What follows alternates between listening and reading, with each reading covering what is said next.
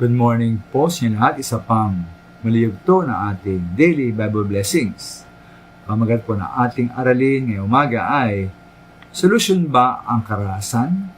Solusyon ba ang karahasan?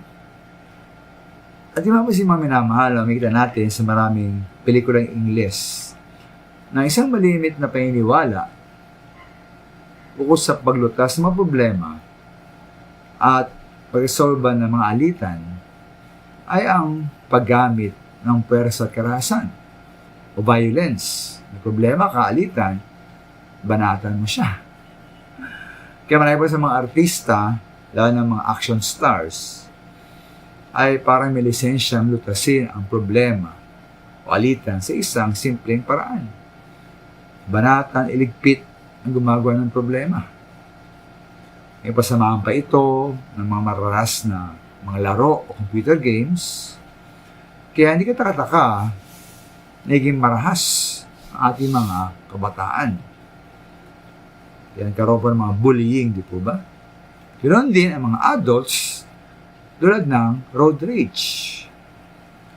Ngunit po ang paggamit ba ng pwersa at karahasan ang pangunahing paraan ng Biblia? Pamalutas ang ating mga problema? At ayusin ang mga alitan at di kaunawaan?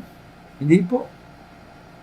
Nabawa ayon sa Mateo 5:9, sabi roon, mapalad ang mga gumagawa ng paraan para sa kapayapaan, sapagkat sila ituturing na mga anak ng Diyos. Ito rin po ayon sinabi po sa Romans 12:18, hanggat maaari, makisama kayo ng mapayapa sa lahat ng tao. Kaya tayo po yung mga peacemakers.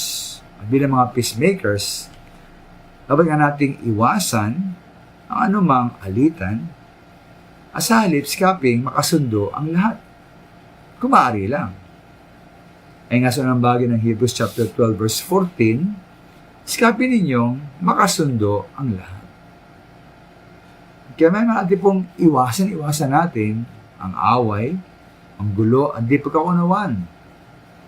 At rin po iwasan ang puwersa at karahasan bilang paraan ng paglutas ng mga problema o alitan. At kung sakali may taong galit sa atin, natin balain ang away. Sa halip, ay sa unang bahagi ng Kawikaan 15:1, sumagot tayo ng malumanay, ito nga ay nakapawi ng galit. Ang mga minamahal, hindi po solusyon ang karahasan. Salamat po.